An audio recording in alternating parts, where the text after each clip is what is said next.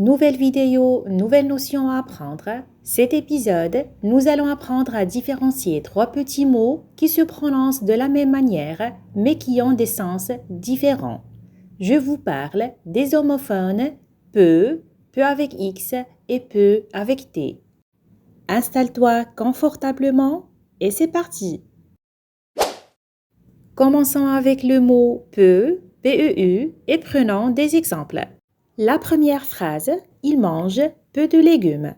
On peut dire autrement, il ne mange pas beaucoup de légumes. Alors, nous avons remplacé peu par pas beaucoup. Cela fonctionne très bien et la phrase garde le même sens. Voyons le deuxième exemple. J'ai peu de temps pour finir mon travail. On peut dire autrement, je n'ai pas assez de temps pour finir mon travail. Alors, qu'avons-nous fait? Nous avons remplacé peu par pas assez. Cela fonctionne très bien et la phrase garde le même sens. D'après les deux exemples, nous comprenons que le mot peu, P-E-E, est un adverbe de quantité qui signifie une petite ou bien une faible quantité. Il est souvent opposé à beaucoup et peut être remplacé par pas assez ou pas beaucoup. Voyons à présent peu avec X et prenons des exemples. La première phrase, je peux t'aider. Je peux dire autrement, je suis capable de t'aider. Ici, j'ai remplacé le mot peut, qui est bien sûr un verbe, car il est précédé du pronom personnel je, par l'expression être capable de. Et cela fonctionne très bien, la phrase garde le même sens. Un deuxième exemple, tu peux venir ce soir? Je peux dire, pourrais-tu venir ce soir? Dans cette phrase interrogative, j'ai remplacé le mot peut par pourrais-tu.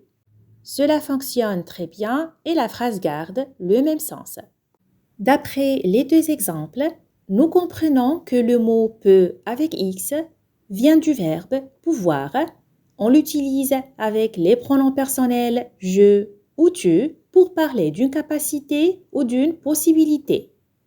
On peut le remplacer par l'expression être capable de ou par pourrais-tu dans une question. Terminons avec le mot peut, P-E-U-T, et prenons des exemples. Il peut courir très vite. On peut dire autrement, il est capable de courir très vite. Ici, nous avons remplacé le mot peut, qui est un verbe bien sûr, car il est précédé d'un pronom personnel, par l'expression être capable de. Cela fonctionne très bien et la phrase garde le même sens. Passons au deuxième exemple. Elle peut venir demain. On peut dire autrement, elle est capable de venir demain. Donc la même chose, j'ai remplacé le mot peut par l'expression être capable de. D'après les deux exemples, nous comprenons que le mot peut avec T est aussi une forme du verbe pouvoir. Mais cette fois, il est utilisé avec la troisième personne du singulier, il, elle ou on. Et on peut le remplacer par l'expression être capable de.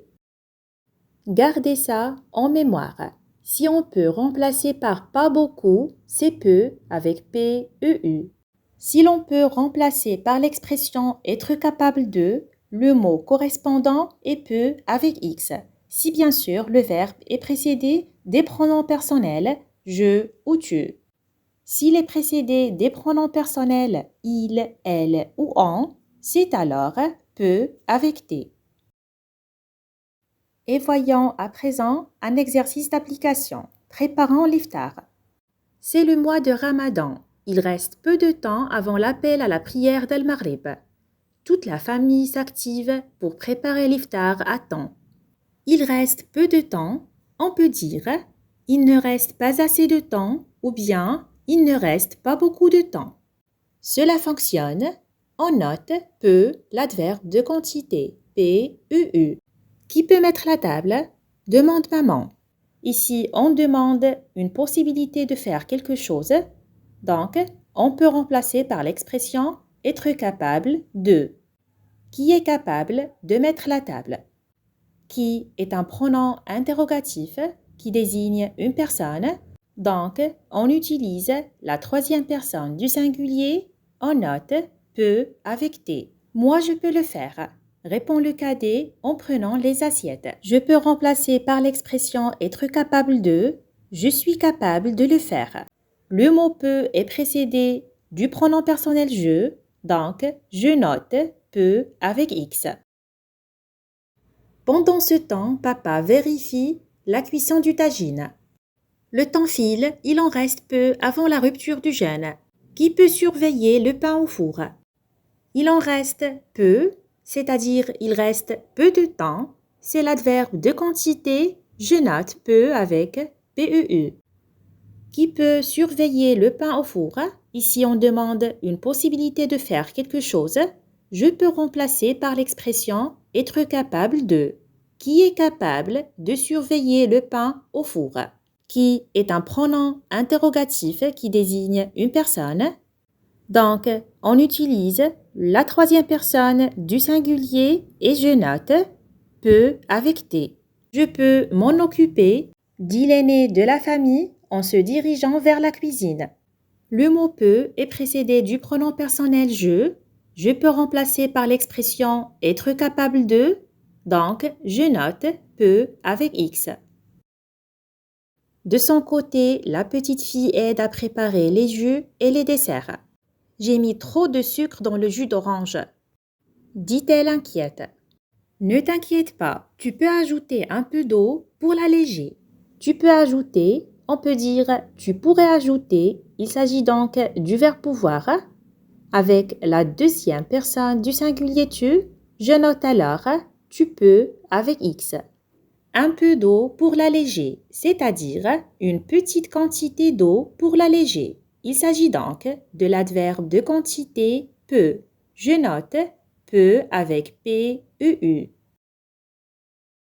Toute la famille travaille ensemble et quelques instants plus tard, l'iftar est prêt. Bravo à tous, nous avons mis peu de temps pour tout préparer, mais nous y sommes arrivés. Nous avons mis peu de temps, c'est-à-dire nous n'avons pas mis beaucoup de temps. Il s'agit de l'adverbe de quantité. Je note alors peu avec PEU. L'appel à la prière retentit, tout le monde se ressemble et savoure ce moment de partage. Notre vidéo s'achève ici et on se dit à très bientôt pour un nouvel épisode. Restez connectés.